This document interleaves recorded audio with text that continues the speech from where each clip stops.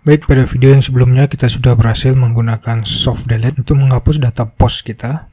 Namun data tersebut tidak benar-benar terhapus. Dia masih tersimpan di database. Hanya saja di sini kita tandai dengan tanggal ketika post ini dianggap sudah dihapus. Baik, pada video kali ini kita akan membuat bagaimana caranya kita menghapus post ini secara permanen.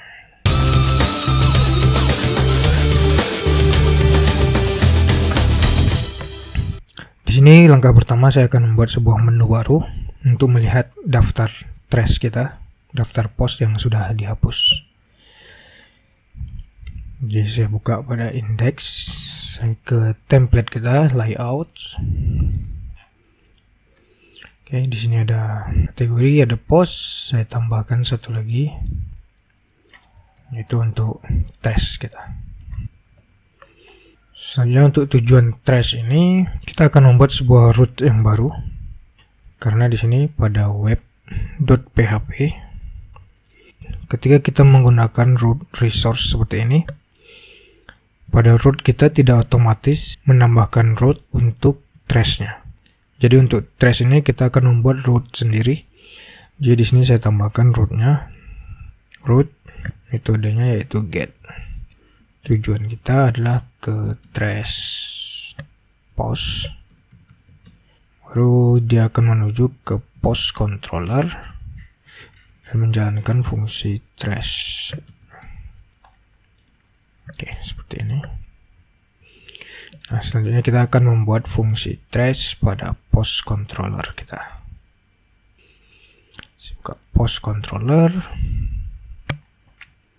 Di sini setelah function destroy, saya tambahkan lagi public function trash. Oke, untuk trash ini intinya hampir sama dengan index kita. Nih, dengan function index di sini kita menampilkan semua data post dan di sini tidak termasuk post yang sudah di-delete. Terus kita menggunakan view index. Nah, untuk trash kita sama, masih menggunakan ini juga. Ini saya copy.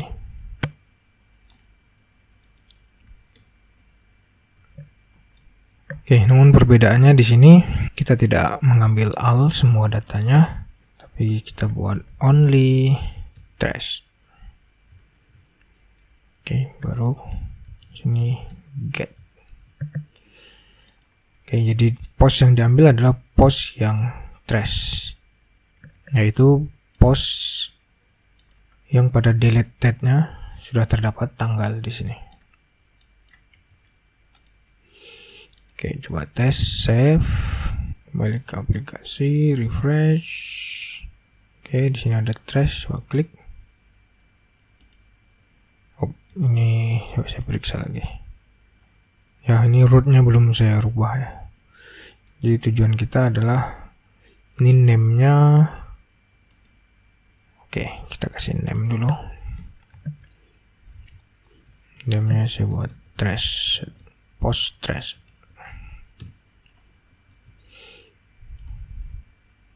Oke, save.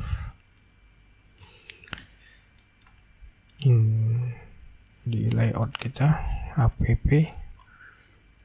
Ini rootnya adalah post trash. Refresh, coba trash. Oke, baik sekali. Ini muncul dua buah post yang sudah kita delete. Oke, mungkin ini saya rapikan sedikit. Nih saya ke bawah kan. Pada indeks kita app-nya saya kasih baris baru ya.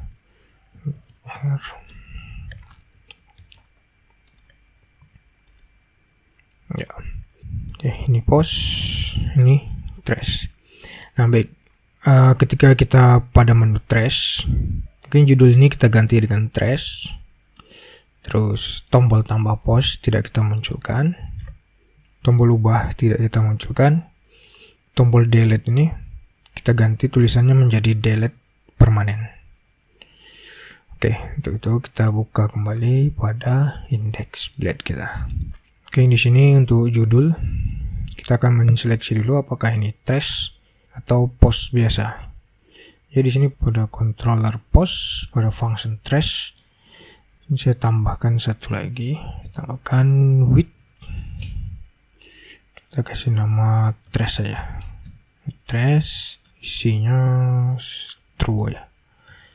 Ini gunanya hanya untuk mengirim variabel trash, yang gunanya untuk mengecek apakah ini indeks biasa post atau indeks trash.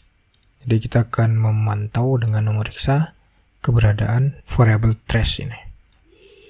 Karena pada indeks awal di sini tidak memiliki variabel trash. Oke, save pada indeks. Oke, ini di judulnya. Di sini kita periksa keberadaan variabel trash-nya. Jika di set, jika ada variabel trash, maka tulisannya adalah trash. Jika tidak, maka adalah post.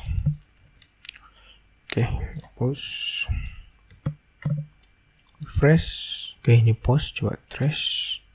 Ya, ini trash. Dan kita menghilangkan tombol tambah post, sama juga. Berarti di sini ini berarti mungkin lebih baik kita menggunakan if di sini karena ada dua kondisi yang akan kita jalankan. Bread if kita akan memeriksa keberadaan trash. Jika ada trash, maka tulisannya trash, else jika tidak, maka tulisannya post. Tulisannya post ditambah dengan button. Oke, push, save. Oke, trash, post. Ini ada tombol tambah post. Ini trash, oke. Titik 2 yang saya hapus.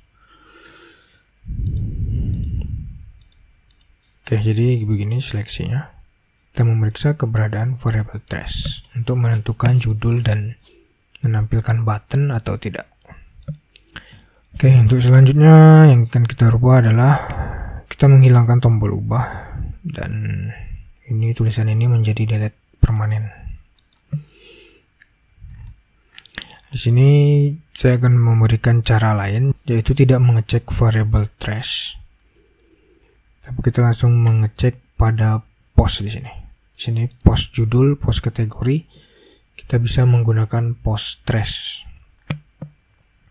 Saya buat blend if jika variabel post, kita bisa langsung buat seperti ini, post trash. Apabila post ini ada trashnya atau dia sudah terhapus, maka di sini kita balikkan saja nilainya. Saya berikan tanda seru. Apabila dia tidak terhapus, tidak ada trash, maka muncul tombol ubah. Oke, coba post, muncul ubahnya, trash, ubahnya tidak muncul. Selanjutnya untuk judul, tulisan, kita buat variabel post apabila dia trash. Apabila dia trash, maka tulisannya adalah delete permanen. Jika tidak, tulisannya adalah delete.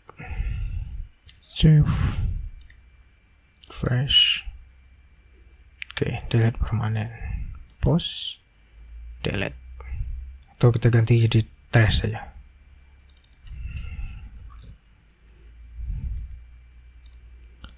Fresh, ubah trash. Coba ini YouTube trash. Lihat di trash. Oke, sini ada delete permanen. Oke, selanjutnya kita akan modifikasi function destroy kita. Pada post controller, pada function destroy. Di sini kita periksa keberadaan trash-nya. Kalau dia itu trash, maka kita delete permanen. Jika tidak, maka dia masuk ke trash. Check if variable post ini, yaitu post yang dikirimkan berdasarkan ID ini, dia itu trash, yaitu sudah terhapus, maka kita lakukan post force delete. Jadi ini perintah untuk melakukan delete secara permanen. Jika tidak, maka kita gunakan post delete seperti biasa. Oke, terus di sini ada session flash. Ini saya cut, berhasil dihapus ke trash. Ini saya cut, pindahkan ke sini, berhasil dipindahkan ke trash. Pada force delete, sessionnya post berhasil dihapus permanen. Save. Oke, sekarang kita tes, refresh, coba ini delete permanen. Oke, not found ya. Oke, ini terjadi karena di sini pada method destroy kita di sini menggunakan binding. ID yang kita kirimkan langsung kita cari pada table post kita. Sedangkan di sini ID 1, di sini dia sudah kita trace, dia sudah dianggap terhapus. Ya, di sini dia sudah dianggap terhapus. Karena itu ketika kita langsung binding di sini cari yang ID-nya 1, maka Laravel tidak menemukan ID 1 itu karena dianggap sudah dihapus. Nah, untuk kasus seperti ini kita tidak bisa menggunakan model binding seperti ini. Jadi langsung saja di sini ID-nya kita tangkap di variable ID. Tidak kita binding. Kita tampung saja ID-nya di variable ID. Baru kita gunakan cara untuk menemukan ID tersebut pada table. Jadi saya beri nama post. Oke, agar sama dengan variable ini. Post pada table post, kita buat di sini with trash. Maksudnya di sini semua data yang belum dihapus ataupun yang sudah dihapus. Lalu where, kita cari where selama ID-nya sama dengan variable ID yang dikirimkan. Lalu yang kita ambil adalah data yang pertama kali didapatkan. Oke, baru data berdasarkan ID itu kita simpan ke dalam post. Save. Refresh. Saya coba hapus. Ini yang YouTube non modul delete. Oh, di sini typo lagi. Trash. Oke. Coba back delete. Ya, oke, terhapus ya non modul tadi. Kita lihat di database. Oke, ini non modul ID keempat. Saya refresh. Oke, dia sudah dihapus secara permanen. Oke, di sini muncul pesan post berhasil dihapus permanen. Coba trash. Post berhasil dipindahkan ke trash. Ini permanen. Oke, post berhasil dihapus secara permanen. Nah, di sini ketika hapus permanen dia langsung berubah ke menu post ya. Kita akan bikin apabila dihapus dia tetap di menu trash di sini. Berarti kita ubah pada post controllernya pada direct nih, direct rootnya. Ini saya cut. Dia kembali ke index apabila dipindahkan ke trash. Selanjutnya di sini tujuan kita post trash. Seperti itu. Post trash. Oke. Save. Refresh. Ini trash delete permanen. Post berhasil permanen dan kita masih berada di trash. Post trash. Oke, baik sekali. Trash delete permanen. Post berhasil delete permanen.